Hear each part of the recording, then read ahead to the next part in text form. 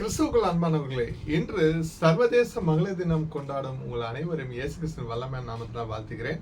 உங்களுக்காக தேவனுடைய வார்த்தையை வாசிப்பதில் மகிழ்ச்சி அடைகிறேன். லூக்கா 1:28 இவ்வாறாக குறிப்பிடப்பட்டுள்ளது.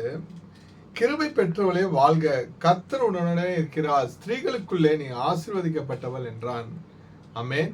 கிறிஸ்துவுக்குள் பிரியமானவர்களே, தேவனுடைய ராஜ்யத்துக்கென்று அநேக ஆத்துமாக்களை கொண்டு சேர்ப்பதில் பெண்களின் பங்கு அதிகமாக காணப்படுகிறது என்று ஒரு தனியார் அறிக்கை தெரிவிக்கிறது. ஆமென். தேவன் சாதாரண மனிதர்களால் வழியாகவும் அவர்களின் கிருபையினாலும் தனது வல்லமையான திட்டங்களை நிறைவேற்றுவார் என்று வேதாகமம் குறிப்பிடுகிறது. ஆமென்.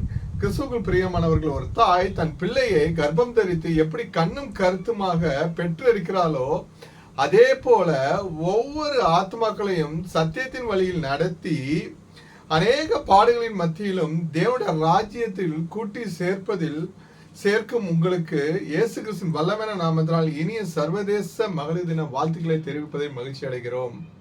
ஆமென்.